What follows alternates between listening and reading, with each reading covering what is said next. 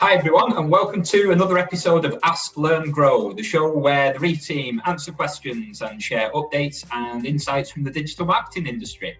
I'm joined today with Matt Dove, who's one of the leadership team members here at Reef. And everything we do at Reef is based around the traditional idea of the sales and marketing funnel, because it really applies to any sector or vertical. However, we've adapted this and sort of took it a few steps further.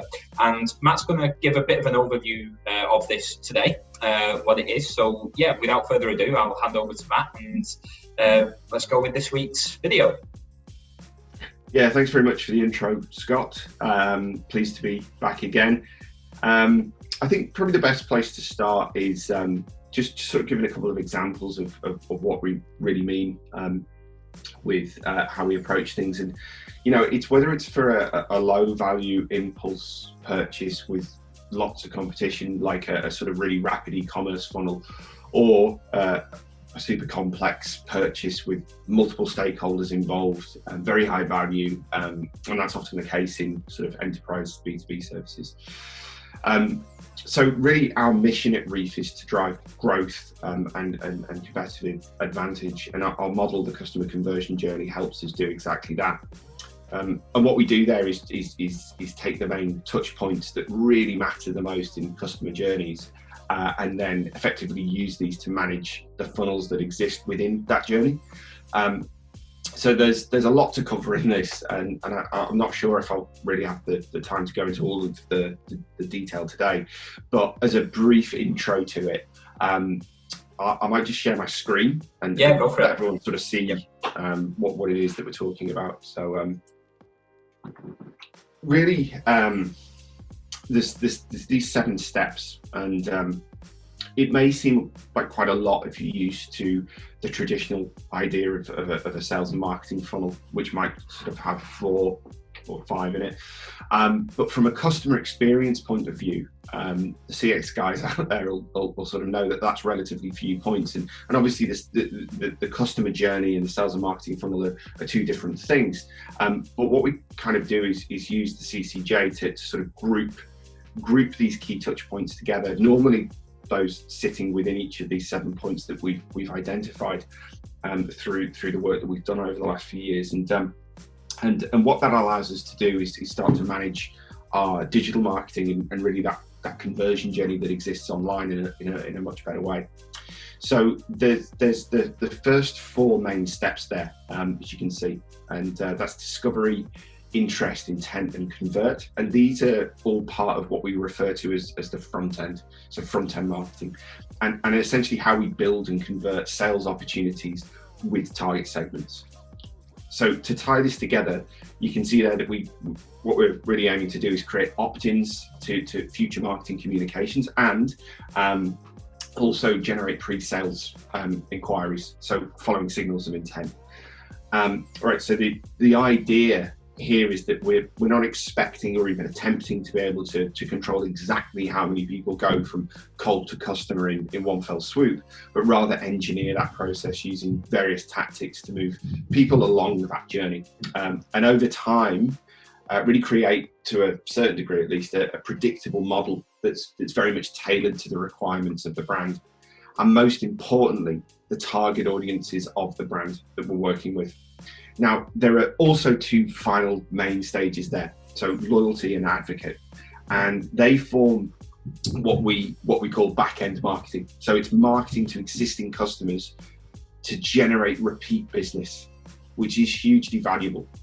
But it is something that a lot of people, we find, don't do very much of, because they're focusing so much on the front end and acquiring new customers. So now the key breach here is Ascension to lifetime value, and this is where our clients really start to experience the strongest return on investment over time. And it's one of the key reasons we talk so much about short-term and long-term marketing in our work. So in terms of deployment and engineering this as part of the marketing strategy, can you share any insights on what that might look like, sort of, even if it's just on the top level? Yeah, well, I guess briefly what we do to make all of this happen is take customer profiles, any relevant data from analytics platforms, a whole bunch of research and marketing insights, and then really begin to map all of this out to help answer some of those really important questions. So, often that's things like, which channels should we be using rather than just the ones that everyone else uses or our competitors are using or that we've always used. Why should we be using those channels specifically? What's the business case for it? How do we allocate budget within those channels, and why? And how should we sort of establish and maximize the measurement for return on investment? That's kind of different in sort of every business that we work with, every organization that we work with. So it's very much a unique solution that we provide through this model. But by understanding how we're able to reach and acquire and nurture customers for both that short-term performance and the long-term ROI, all the way through to loyalty, what we're actually able to do is build a really well-informed channel strategy around that concept.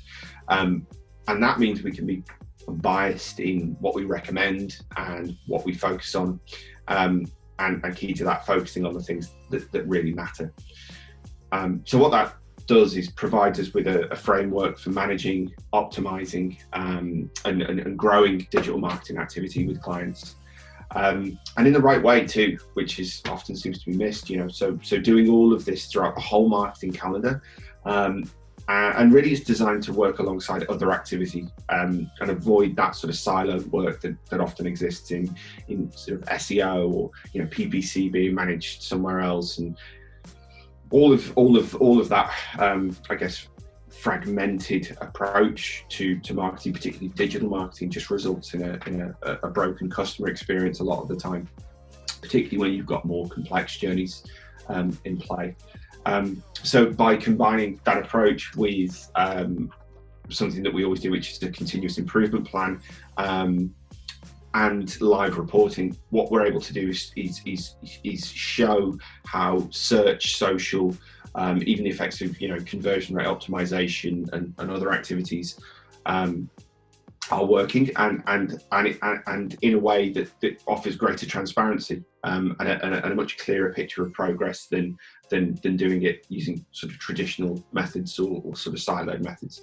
So really, clients see this as a way to break off from managing channels separately or at a campaign level, and really bring everything together to reach the key business objectives, and move on from just focusing on KPIs and sort of headline metrics.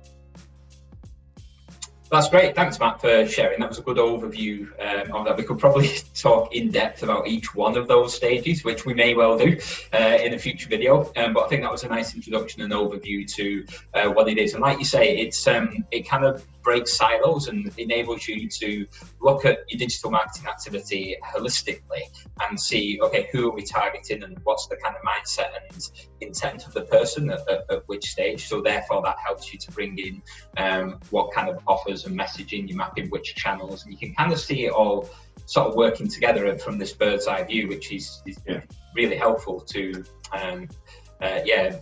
look at it in a more holistic manner rather than in silos. And then obviously when you layer on goals and KPIs to that as well, and some financial metrics, then the impact can be pretty good.